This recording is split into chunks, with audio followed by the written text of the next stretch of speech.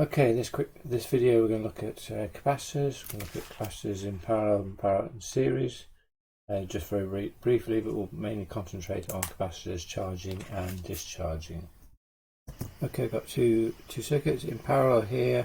We treat it the opposite way around that we would do with resistors. So we've got C1 and C2, then our total capacitance there is just C1 plus C2. So we've got 5 microfarads plus 20 microfarads equals 25 microfarads. With our series circuit, it's the opposite way around. So it's going to be product over sum. So C1 times by C2 over C1 plus C2. Okay, which, long story short, equals 4 microfarads. Okay, there we go. Okay, we're going to look at capacitors charging now. Now, if we look at capacitors charging, the capacitor and the resistor are in series with each other. Questions could be asked where the power is initially switched on, because when initially switched on, the capacitor will charge up through that series circuit. Or in my preference is that we put a switch on here. It allows us to short the capacitor out. So when you press the switch, this point goes to 0 volts, release the switch, the capacitor is able to charge up. So that's usually my preference. Okay, let's go through a series of questions alongside this. So what is one time constant torque? Well, torque equals capacitance times resistance, so we've got 100k times by 286 microfarads. So quite a decent time constant of 28.6 seconds. Where the time constants come in, well, we can use time constants to work out other voltages, and we approximately say that a capacitor is 95% charged in 3 time constants, or approximately 100% in 5 time constants. So how long does it take the voltage across our capacitor? So this is VC, and with a voltmeter on there. How long does it take to equal 2.5 volts?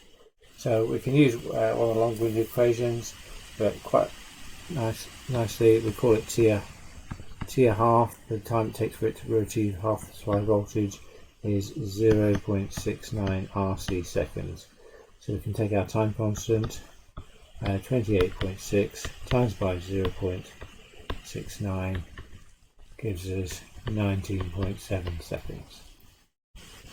Okay, so rather than being half supply voltage, we've now got 3 volts. There's always clues in questions about which way, whether it's charging or discharging, because we're saying the VC to rise to 3 volts. Okay, so we need to use one of the larger formulas. So using this formula, the supply voltage multiplied by 1 minus the exponent function on your calculator, and what we're exponenting is minus t divided by CR. Let's put that down. Now that would be fine, wouldn't it, if we were looking to calculate voltage, but we already know the voltage, we want to know the time, so we actually should be using the time formula.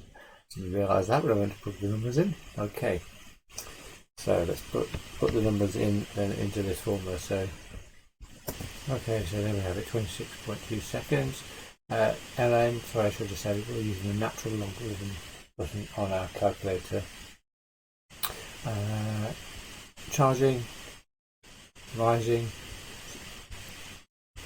Should it be greater than 2.5 volts? Yes, it is. So we know we're operating in the right ballpark. Okay, let's do one now where we know the time and want to calculate the voltage. So what is the voltage across the capacitor, which is also normally where we take the output from, after 40 seconds. So this time around we do want to use the formula. So there we have it. The exponent function, which is shift ln, which I make to be 3.76 volts. Okay, so from all that information we can draw a nice little graph that just shows what's going on as well. So I put the points on there, approximately 20 seconds it gets to 2.5 volts, and 26 seconds we get to 3 volts, and then 40 seconds we're at 3.76. Okay, and then I'm just going to put another one on and we'll do 5 time constants to then say we're fully charged. Well, actually, it might only do 3 time constants. Let's have a look when I pause it. So in actual fact, I did 3 time constants, 85 seconds, and it's about 95% charged. That's approximately there. So we've got a nice little graph. So if we wanted to, we could predict, without doing any other calculations, we could estimate what other voltage / time we would get. Okie dokie. So now start looking at capacitors discharging. So capacitors discharging, well, capacitor and resistor are in series with each other. Sorry, in parallel with each other.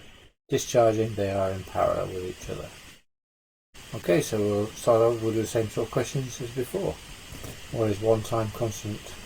Okay, so capacitance times resistance. So 5.6 seconds. Okay, let's put 2 questions down next time. Okay, so 2 questions there. So what we're saying is the voltage across our capacitor, so VC, which is also our output. So we would connect our output to here. We couldn't directly connect. Some of you might think, oh, I could connect an LED or something to here. We couldn't connect there. We would actually need to put some sort of buffering in there.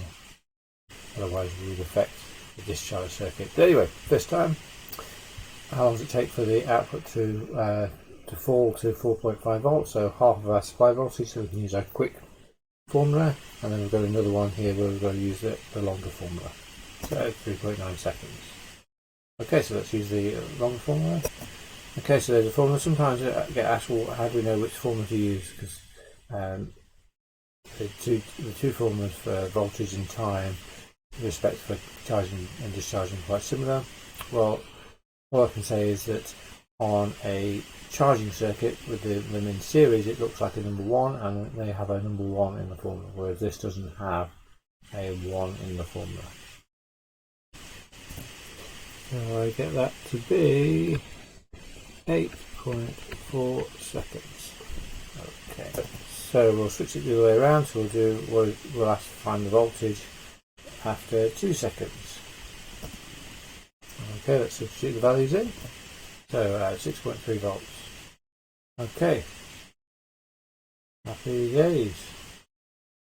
So let's just drop some of those into a graph so we can just see what it all looks like to make sure that our results make sense. So putting a little sketch graph there, we can put the values in. So start with time taken for it to equal 4.5 volts, approximately 4 seconds. Okay, so I'll pop the points in. Again, because my graph's not long enough, I'm going to use 3 time constants rather than 5 time constants. So 3 times 5.6, 16.8.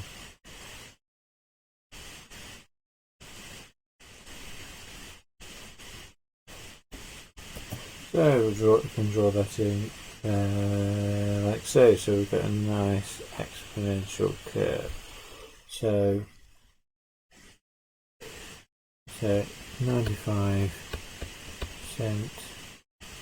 of 9 volts is 0.45 volts. Just making a note of that. Okay, so it looks like it will work. So we've got a nice decaying exponential curve.